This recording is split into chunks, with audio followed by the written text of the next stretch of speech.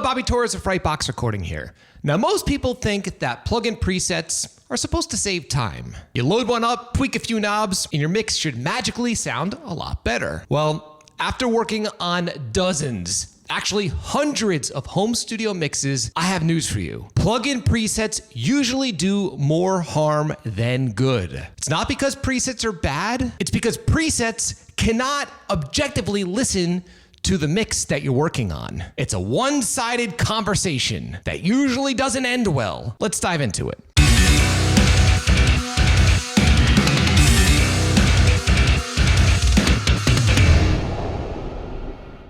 All right, so first, I just want to explain why I sound so echoey and why I'm filming in this weird location. I am currently in my new studio. We just started painting. So hopefully within 6 weeks, I'll finally have a space to record in again, and I am super excited. All right, let's jump right into it. One of the worst offenders of plugin presets have to do with drum mixing, specifically MIDI drum mixing. If you happen to be mixing MIDI drums in your home studio, I'm sure you know the process. You pick a preset. It sounds cool maybe in solo, but the second you mix all of your tracks together, it just doesn't sit right. Things are either too bright, too dull, maybe not glued together. The reason why is that drum recordings, even MIDI drums, vary a whole lot. The preset doesn't know the source that you're working on. Let's dive into a real-world example of this. All right, so here we are, we're in my DAW, and I have a mix pulled up where I used MIDI drums, and more specifically, EZdrummer exclusively. So what we're gonna do is we're gonna focus in on the kick drum in particular, because this is one instrument or one part of the kit where people make mistakes with presets all of the time, specifically with MIDI drums. So what I'm going to do is I'm gonna pull up a plugin, one of my favorite plugins, the Metric Halo Channel Strip. It's a classic. And we're gonna just pull up kick number 1. So as you can see, we've got a little bit of a high frequency boost, mid-range cut, and some crazy boosts in low end at very specific frequencies. Let's hear the kick drum in solo. Whoa, okay, so sort of like a typewriter. Now let's hear the kick in context of the rest of the mix. So right here is a prime example of why you shouldn't blindly use presets, which again, I hear people doing all of the time. More often than not, especially beginners and even some early intermediates. So with that being said, let's solo the kick drum and let's hear what the kick drum actually sounds like with absolutely nothing on it. And remember, this came straight from EZdrummer.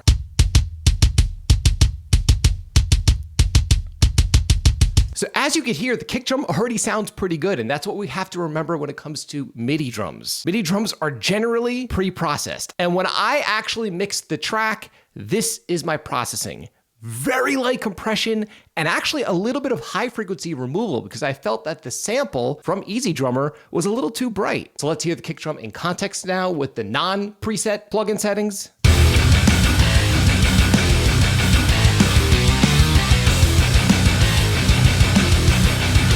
Much better. The kick drum fits in the mix as it should. And again, it's not that the preset was bad. It could work for maybe a live kick drum, but even then, you're still gonna have to tweak it. There is no set it and forget it. So as you can see, there's no such thing as a drum EQ preset that works everywhere. The important thing for you is to listen to and analyze the source first. All right, let's dive into exhibit number 2.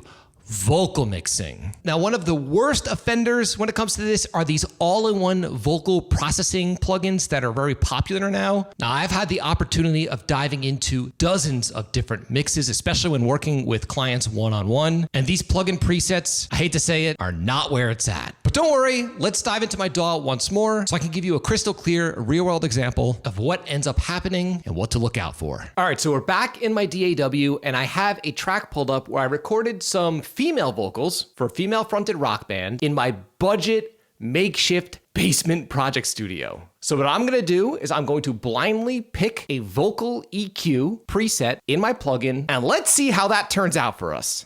Okay, vocals, and we're gonna go with female vocal. Sounds logical enough. Okay, let's hear how this sounds. Let me solo the track. She's a happy-go-lucky girl, just taking on the world. Not very good. The vocals sound very boxy and strange. As you can see, there's just a little bit of a high frequency boost.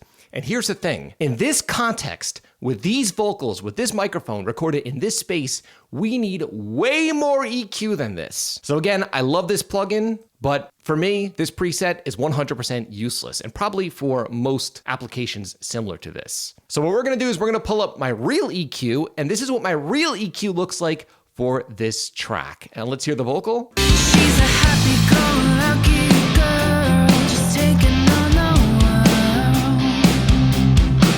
She doesn't take no for an answer now. Do you blame her?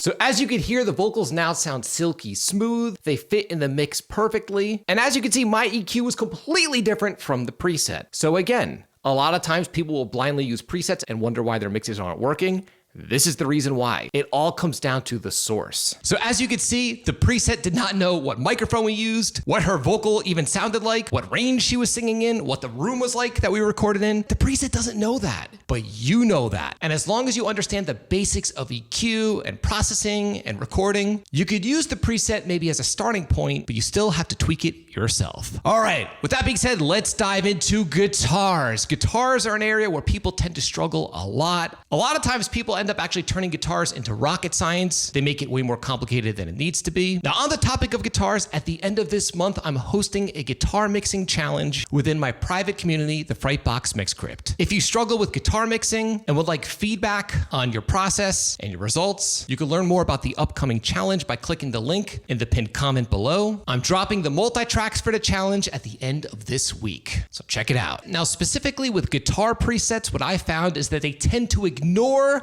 the rest of your mix. Guitars are big. They have a lot of harmonic content to them, specifically distorted guitars. And most of the presets that I pull up and that my clients pull up just don't cut it because they don't take into account the rest of the production. Again, let's dive into my DAW so I could show you exactly what I'm talking about. Okay, so now we're in a mix where I have multiple guitar tracks, all with amp sims, guitar on the left, guitar on the right, and a background clean guitar happening throughout the chorus of the song. And what we're gonna do is, again, we are going to just pick a preset that seems logical, and we're gonna hear the results, and then we're gonna dive into the actual settings that should be used in this example. Let's hear the guitars without any processing, or at least without any EQ.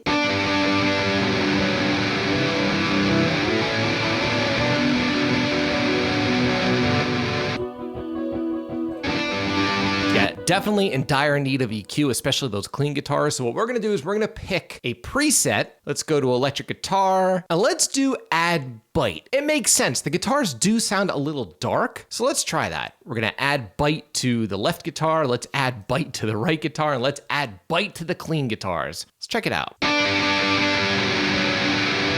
Absolutely terrible. It's grating my eardrums. Yeah, this is not the right move here. So what we're gonna do is we are going to EQ these guitars separately. All right, and this is what I want on my rhythm guitars. Let's just hear the distorted guitars. Much smoother. I got rid of all the low end, which the preset did not do, all the super duper top end fizz, and also some of the excess lower mids, which again, the preset didn't do. But more important than that, the background element, if you look at my actual EQ from the mix, it's way more heavy handed with the low end removal. That background element didn't need all that low end. None of these guitar tracks needed any high frequency boost because we have to remember within the context of the mix, the cymbals take care of the high frequencies, at least in this mix. Let's take a listen.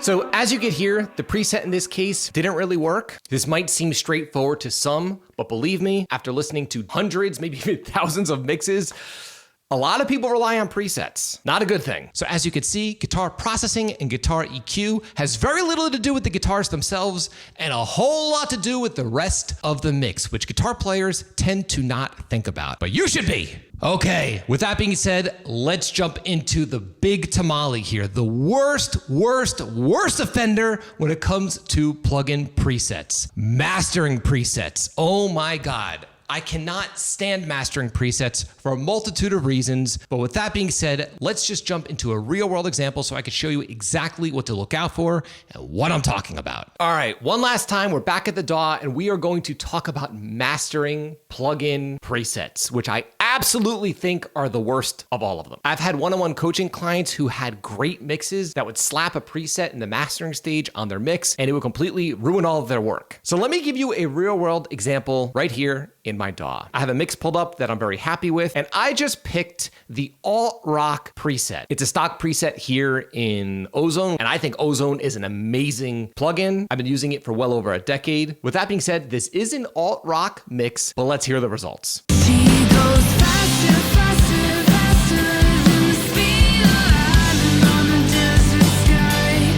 She burns brighter, brighter, brighter than the sun over the sky. All right, right away, I do not like the stereo image. Things actually sound smaller than the original mix. I also feel like the low end is out of control. Overall, I was happy with the mix. I'm not happy with the master. I feel like it's doing way too much, which again is extremely, extremely common, especially when people, beginners, and even intermediates that use these plugins that don't know what's going on under the hood. So with that being said, let's use the exact same plugin and let's use a different setting. I'm gonna scale it back and I'm only gonna use the maximizer, which is the limiter, and a little bit of harmonic saturation. No stereo widening crap, none of that. Just a basic two-step process in this mastering chain. Let's take a listen. She goes faster, faster, faster than the speed of light on the desert sky.